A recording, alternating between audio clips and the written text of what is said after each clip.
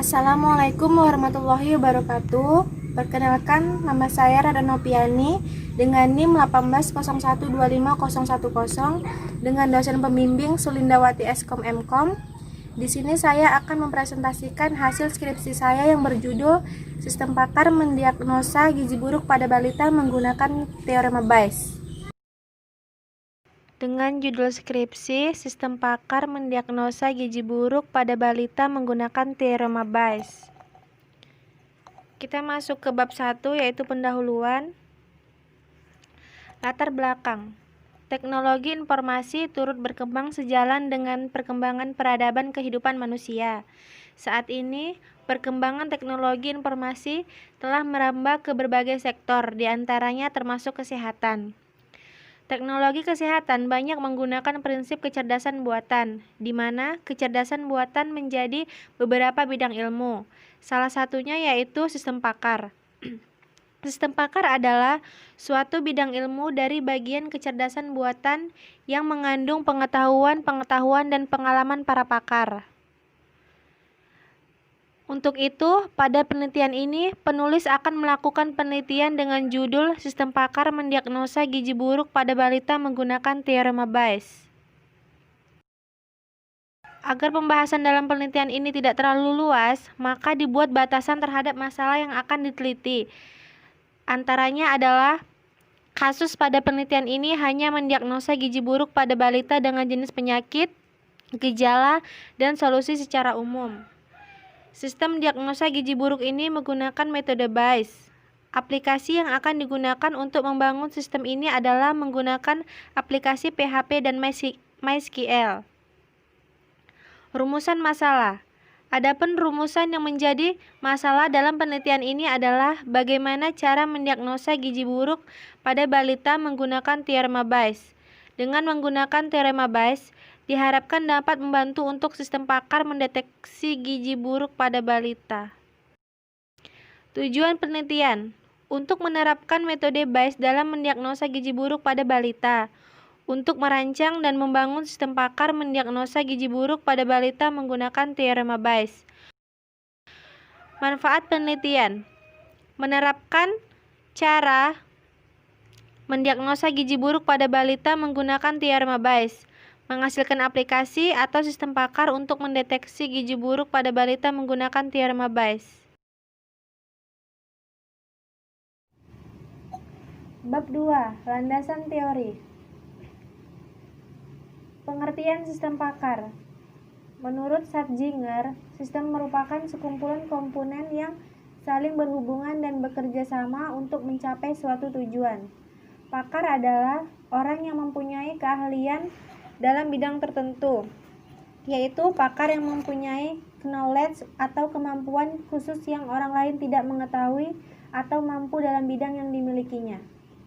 Jadi, sistem pakar adalah suatu program komputer cerdas yang menggunakan pengetahuan dan prosedur referensi untuk menyelesaikan masalah yang cukup sulit, sehingga membutuhkan seorang yang ahli untuk menyelesaikannya. Gizi buruk. Gizi adalah suatu proses organisme menggunakan makanan yang dikonsumsi secara normal melalui proses digesti, absorpsi, transportasi, penyimpanan, dan metabolisme. Gizi buruk atau malnutrisi adalah suatu kondisi serius yang terjadi ketika asupan makanan seseorang tidak sesuai dengan jumlah nutrisi yang dibutuhkan. Contoh penyakit gizi buruk: ada marasmus, kwashiorkor, marasmik, gizi kurang, dan gizi lebih. Metode teorema Bayes. Teori keputusan Bayes adalah pendekatan statistik yang fundamental dalam pengenalan pola atau pattern recognition. Metode Bayes adalah salah satu metode untuk mengatasi ketidakpastian suatu data. Lanjut ke bab 3. Metodologi penelitian. Kerangka kerja penelitian. Kita masuk di mulai merumuskan masalah, pengumpulan data, analisis data, perancangan sistem, implementasi sistem, pengujian sistem, dan selesai. Bab 4. Analisa dan perancangan. Analisis data. Untuk menerapkan metode BAIS ke dalam sistem pakar, diperlukan data yang nantinya akan input ke dalam sistem, diolah dan menampilkan hasil deteksi gizi buruk. Data tersebut adalah sebagai berikut: input, proses, dan output. Analisis metode BAIS, di mana P, H, E merupakan probabilitas hipotesa, H jika diketahui evidence E. P, E, H probabilitas munculnya evidence E jika diketahui hipotesa H. P, H probabilitas hipotesa H. P, E probabilitas evidence E.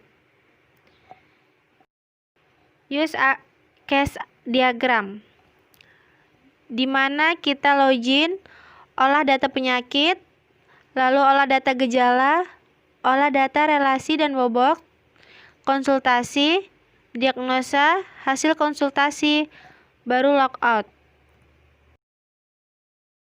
Masuk di bab 5, yaitu program implementasi sistem. Di sini ada menu programnya. Nah, tampilan pertamanya ini menjelaskan tentang sistem pakar mendiagnosa gizi buruk pada balita menggunakan Tiarma BAIS. Lalu kita login. Kita masukkan username-nya, password-nya, lalu masuk. Nah, akan keluar tampilan seperti ini. Di sini ada menu penyakit,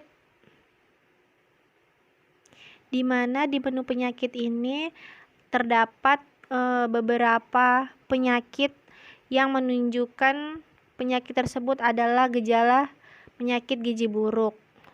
Di sini ada marasmus, kwashiorkor atau yang sering disebut busung lapar, marasmik, kwashiorkor, dan selanjutnya. Nah, di menu ini saya hanya mendapatkan 5 jenis penyakit yang menunjukkan ke arah gizi buruk. Tapi di sini kita bisa untuk menambahkan beberapa lagi nama penyakit yang menunjukkan ke arah gizi buruk. Caranya kita klik tambah, masukkan kodenya, contohnya P06, penyakitnya misalnya sirasmus, masukkan bobotnya misal 0,8,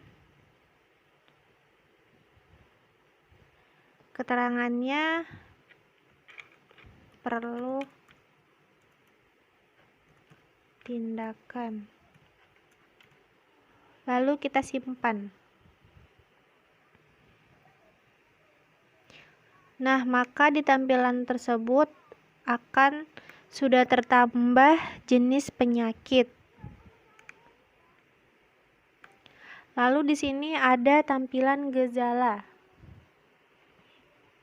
Nah, di tampilan menu gejala di sini terdapat kode-kode gejala-gejala yang menunjukkan ke arah gizi buruk. Misalnya G01 penurunan berat badan, G02 diare kronis, dan seterusnya.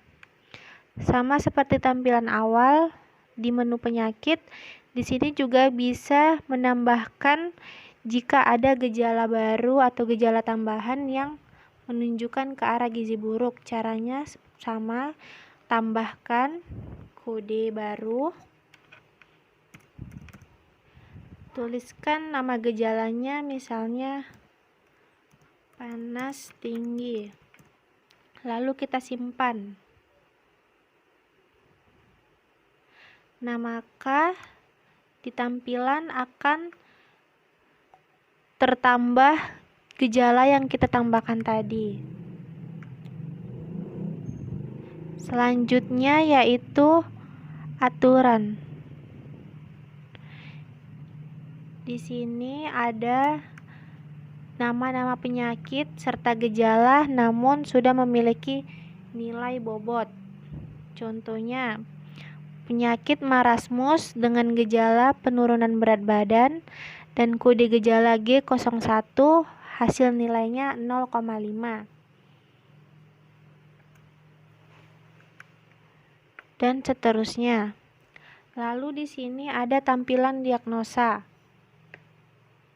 di mana tampilan diagnosa tersebut terdapat jenis-jenis gejala yang dialami oleh balita penyakit gizi buruk. Nah, di sini diterangkan bahwasannya apabila balita tersebut memiliki gejala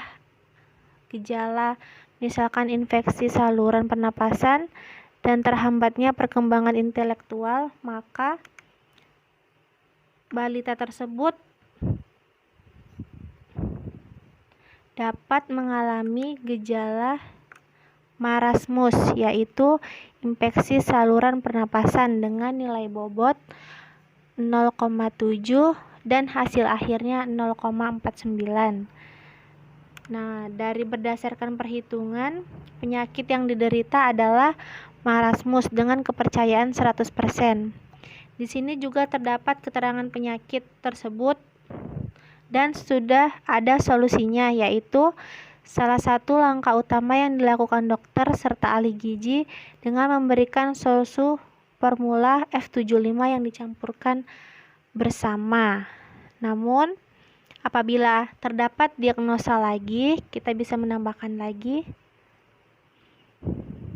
Tambahkan misalkan pertumbuhan terganggu. Nah, kita submit lagi.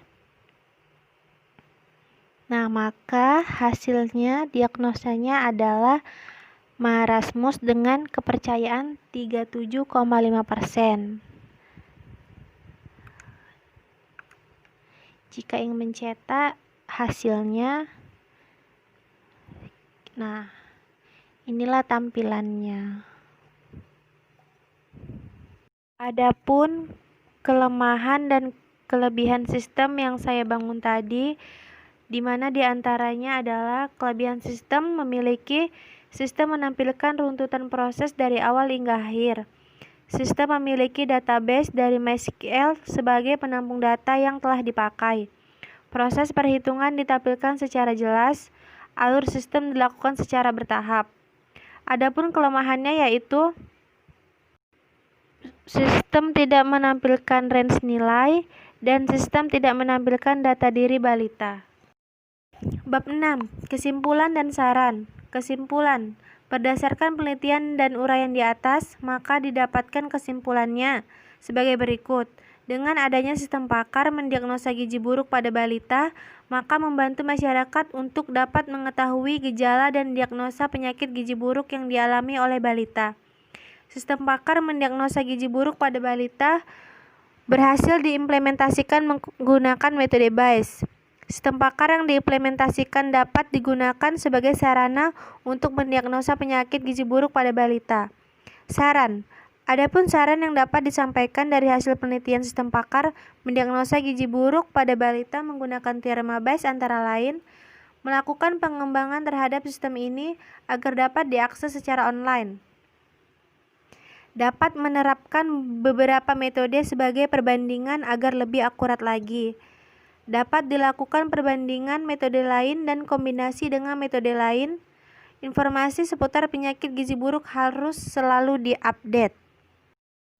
Demikianlah hasil skripsi saya. Apabila ada kekurangan, saya mohon maaf. Saya ucapkan terima kasih. Assalamualaikum warahmatullahi wabarakatuh. Salam penusa.